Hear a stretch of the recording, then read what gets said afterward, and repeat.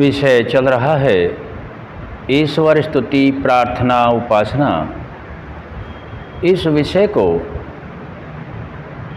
बड़ी ही तप त्याग से महर्षि दयानंद सरस्वती जी ने ईश्वर की वाणी वेदानुकूल जो ऋषियों का मत है, आदि सृष्टि के ऋषि से लेकर के महाभारत काल तक जो जैमिनी मुनि हुए हैं, वहाँ तक जो ऋषियों का मत था, उसी के अनुसार यह प्रकरण मानव मात्र के कल्याण के लिए दिया है। जो आलस्य प्रमाद के कारण लंबे समय तक प्रचार में नहीं रहा, बड़ी ही असीम कृपा इस भारतवर्ष की ऊपर परमपिता परमात्मा की रही है, जिन्होंने बहुत लंबे अंतराल के बाद ऋषियों की परंपरा को पुनर्जीवित किया है और ऋषियों के मतानुकूल ही मानव मात्र का कल्याण संभव है। प्रार्थना में मंत्र चल रहा है, ओम प्रजापतेन त्वदेतान्यो विश्वाजातानि परिता बभूव यत्कामास्ते जुहुमस्तनो अस्तु वयं श्यामपतयोरयिणाम्। इस मंत्र के भावार्थ को स्वामी जी इस प्रकार से समझा रहे हैं।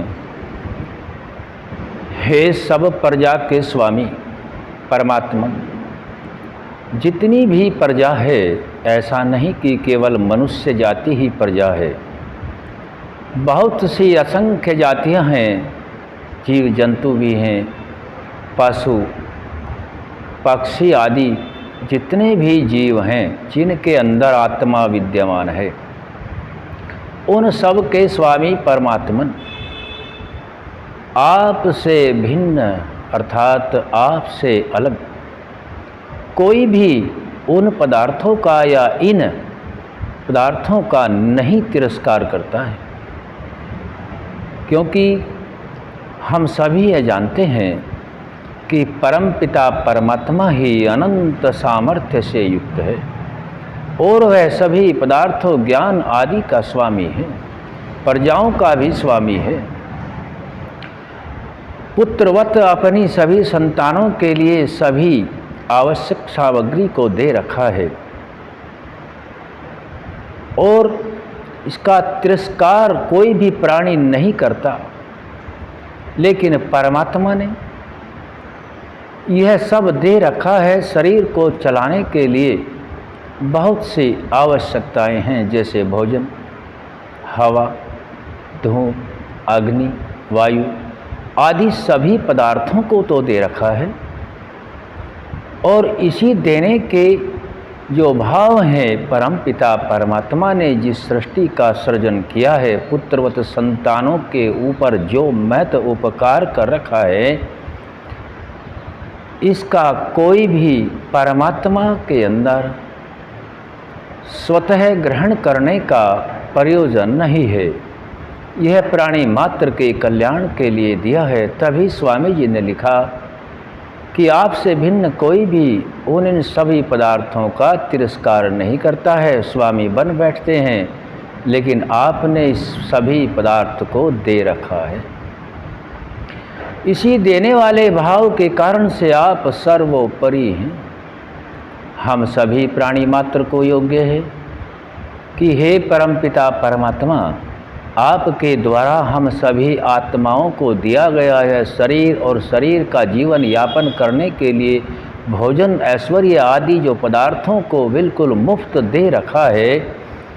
हम सभी आपकी आज्ञाओं का पालन करें, आपके प्रति कृतघ्न न हों, हमेशा आपकी वेदानुकूल आज्ञाओं का पालन करते रहें, सर्वदा उन्नति की ओर बढ़ते रहें। इन्हीं गुणों के कारण से जो इस मंत्र में समझाए गए हैं, आप सर्वोपरि हैं। आपसे ऊपर ब्रह्मांड में कोई नहीं है। हम सदा आप ही का ध्यान करें। आप ही सृष्टि के रचयिता, पालन करता, संहार करता है। गुण कर्म स्वभाव के अनुसार आपको अनेक नामों से हम जानते हैं, जैसे ब्रह्मा विष्णु महेश। ये सब नाम केवल आप ही के हैं। गुणों के अनुसार आपके नाम उसी गुण के अनुसार हो जाता है, जैसे मनुष्यों का भी होता है। आप सर्वोपरि हैं। हम सभी जिस जिस पदार्थ की कामना वाले होके आपका आश्रय लेवें, आपके शुद्ध चेतन स्वरूप को जानें, समर्पित भाव से आपका ही ध्यान करें, तप पूर्वक हम सभी कार्यों को करें, तभी हम सभी आपकी कृपा के पात्र बन सकते हैं। आपका आश्रय लेवें और वांछा करें, इच्छा करें कि हम सभी लोग धन और ऐश्वर्यों के स्वामी धर्मानुकूल ही होंगे। अधर्म के तरीके से प्राप्त हुआ कोई भी पदार्थ विद्या आदि कार्य नहीं करता है। दिखाई तो देता है लेकिन वह पूर्ण कार्य नहीं कर सकता, पतन की ओर ले जाता है। तो हम उन सभी ऐश्वर्यों को आपके बताए मार्ग के अनुसार ही प्राप्त करें और हमेशा अपने अंदर से पूछें कि क्या यह कार्य करना मेरे लिए योग्य है।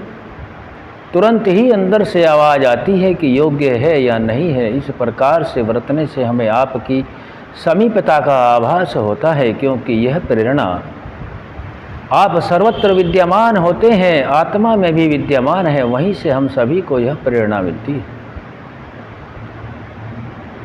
हम सदा आपके ही सानिध्य में रहें, आपकी कृपा के पात्र बने, क्योंकि अंततः आपका प्रयोजन हम सभी आत्माओं को मोक्ष प्राप्त कराने का है। और मनुष्य के जीवन का उद्देश्य भी यही है कि दुखों से छूटकर सुखों की ओर बढ़ना। वह कामना हमारी पूर्ण होवे जिससे हम लोग धन और जो ऐश्वर्य शरीर आदि के लिए होते हैं उन सभी को प्राप्त हों। इस मंत्र के भावार्थ को हमने जाना है। ये भावार्थ हम इसीलिए जानने का प्रयास करते हैं जिससे कि हम परमपिता परमात्मा की ओर निकट हो जाएं, उसको ज्ञान से जान लें। तज्जपस तदर्थ भावना, यदि जप मंत्र में शक्ति तभी है जब उसके अर्थ को जाना जाए, और शक्ति तभी आती है जब उसके अर्थ को प्रयोग में लाया जाए। यदि यह केवल ज्ञान तक ही सीमित रहा तो कोई विशेष कार्य नहीं कर पाएगा। यह ज्ञान अपने प्रयोग में, आचरण में, भावनात्मक तरीके से भावार्थ में होना चाहिए, भावना से उत्पन्न होना चाहिए। श्रद्धा से हमें इसके प्रति समर्पित रहना है और अपने प्रयोग में लाना है, तभी ये मंत्र सभी सार्थक होते हैं, क्योंकि यह एक मंत्र हैं और आचरण में लाने से, प्रयोग में करने से ही इनका प्रभाव होता है। ओम शम।